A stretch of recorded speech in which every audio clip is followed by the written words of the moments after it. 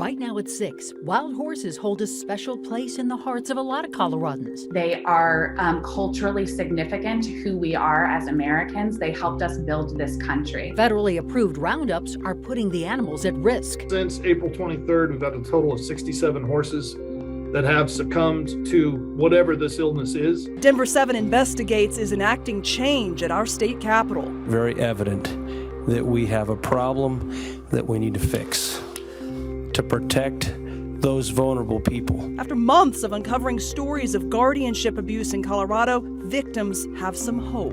We've got to put in firewalls, guardrails, whatever you want to call it, that says our most vulnerable will not be abused. Plus, a Colorado woman is doing her best to be included in the Colfax Marathon. If you don't see a possibility, then it's not going to move forward. Colorado's wild horse population represents the majesty of the West, but federal roundups have led to the mysterious deaths of dozens of these beautiful animals.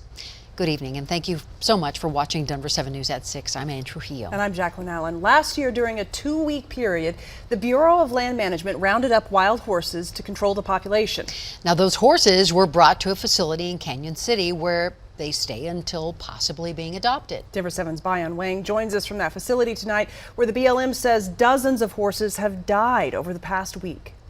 I've been in the horse business for over 50 years before I retired, and this is unheard of. Until April 23rd came around, when an unknown disease spread in a Bureau of Land Management facility that's now holding more than 2,500 wild horses and burros. In a span of 4 days, BLM Colorado says 85 horses died. BLM is currently in the process of trying to determine what's causing these horses to become ill. While state, federal, and independent veterinarians investigate, animal activists like Grace Kuhn believe the answer is clear. Well, this is what happens when you cram thousands of wild horses into facilities. So every single year, they brutally stampede them with low-flying helicopters, funnel them into traps, separate them from their families, and then put them in these concentrated animal feeding operations that they call government holding facilities. According to BLM Colorado, gathering those horses is a way to protect against overpopulation and damage to public lands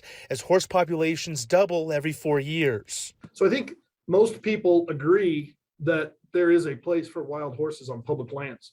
I think where there is a disagreement is there are people that think the wild be the dominant or only use of public lands, and that's just not something the BLM is capable of doing. Terry Hall is one of those people who disagrees. She organized a protest Tuesday showing their disdain for the BLM's approach to population control. We need to be told what happened to these horses. We need to give them back their land and stop rounding them up to begin with. While the roundups are not likely to go away anytime soon, BLM Colorado admits the recent incident is concerning. This is a tough situation for the horses. It's a tough situation for the BLM. It's a tough situation for everybody who's involved. And we want to figure out what's going on and stop it as soon as possible. Right now, BLM Colorado is separating any horses showing symptoms of illness from the rest of the group. They said that they will perform necropsies of those horses that passed away and that they will provide those results to the public when it's available.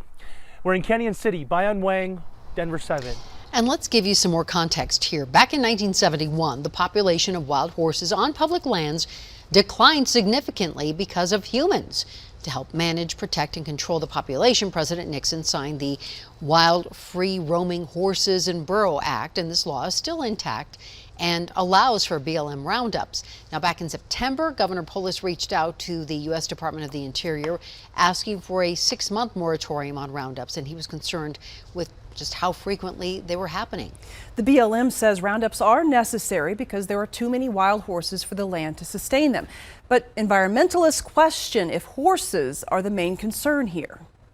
It seems to be that the livestock industry is scapegoating wild horses for rangeland damage that's actually being done by livestock, which calls into question whether that appropriate management level has anything to do with a thriving natural ecological balance at all, or whether what it's really set at is to keep the wild horse populations low. We want to hear from you now. What do you think of the wild horse roundups? Email us 360@thedenverchannel.com. Colorado is home to some of the country's most pristine wildlife and nature, and state lawmakers want to make sure it stays that way. Right now, anyone can use Colorado's open records laws to find out where certain plants or animals are. For people like wildlife photographer Brian Maltese, it gives him an advantage to expand his craft, but he says not everyone gives that same kind of respect to nature. At best, all they do is photograph it. At worst, they collect it or trample it. And that has led to what I've noticed, the reduction in wildlife species in some cases. State Senator Carrie Donovan has introduced a bill that puts limits on who can access location information of sensitive species. But some ranchers say it will impact their livestock. They say they can use this data as a sort of early warning on where wolves are in the area. And Donovan says it's not about blocking information, rather finding a balance. More than a year-long Denver 7 investigation is leading to change at the state capitol. The bill was meant to provide protections for those under a court-appointed guardianship, but the legislation took a turn. Denver 7 investigative reporter Jennifer Kovaleski joins us live in the newsroom. Jen. Jacqueline, the bill went from creating a law to creating a task force. It means victims of guardianship abuse still have hope for change. Is there objection to L008? Seeing none, L008 is adopted. What happened inside this committee hearing at the state capitol? I think everybody in this room agrees that there's an issue that we really, truly want to address. It's about protecting the state's most vulnerable. I think Representative Ransom has brought to light a very important problem that we have in the state of Colorado. The guardianship abuse that has been identified. Denver 7 Investigates uncovered serious problems inside the state's guardianship system. Elderly and vulnerable Coloradans having their estates drained with little oversight in the courts. These people have a license to steal through the courts. How much money from her estate has been liquidated at this point? About $1 million. $1.5 million. A court can place anyone under guardianship if they are found mentally unfit. A guardian handles their affairs, while a conservator is put in charge of their finances. Very evident that we have a problem that we need to fix to protect those vulnerable people. I think this is an important first step. Representative Kim Ransom sponsored legislation to try and fix the system. The bill provided basic protections for those under guardianship, including making sure family members are notified if a loved one dies or is taken to the hospital. The world of guardianship is a pie that's separated into so many different pieces. And that pie made passing what seemed like simple protections challenging. Instead of a law, the bill now creates a task force. A working group consisting of all the players. To me, that is a big win. A win because a bill that would have only been a first step may now become a more complete overhaul of the system. We've got to put in firewalls that says our most vulnerable will not be abused. The good news here is that task force can look at all issues facing guardianship. It will have until the end of the year to come back with suggestions for future legislation. The bill now goes to appropriations before a full vote of the House. I'm investigative reporter Jennifer Kovaleski. Thank you, Jen. The pandemic shed a light on issues within the state's unemployment system, and as our state shut down, a record number of people applied for unemployment benefits, and that caused the Unemployment Insurance Trust Fund to become depleted. Well, right now there is $1 billion in debt hanging over employers, and today state lawmakers unveiled a new bill that would send about $600 million to that depleted fund. The president of Denver's Chamber of Commerce says this will release a burden on businesses. By putting this relief money directly into this fund, we lower ultimately the tax that happens, or the premium that happens when we hire new workers. So this is really the only premium, the only tax that we have in Colorado that is a direct tax on hiring people. Now, we are still waiting to receive a copy of the bill, but it's also supposed to continue some pandemic-related changes to the system, and those would include giving funding to undocumented people living in the U.S., as well as allowing people to collect more benefits even if they secure part-time work.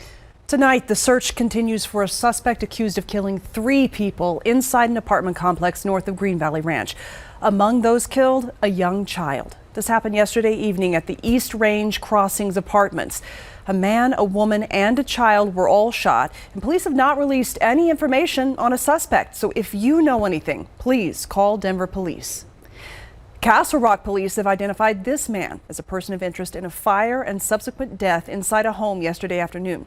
32-year-old Matthew Buchanan was last seen driving a white Dodge minivan with temporary Colorado plates 3964372.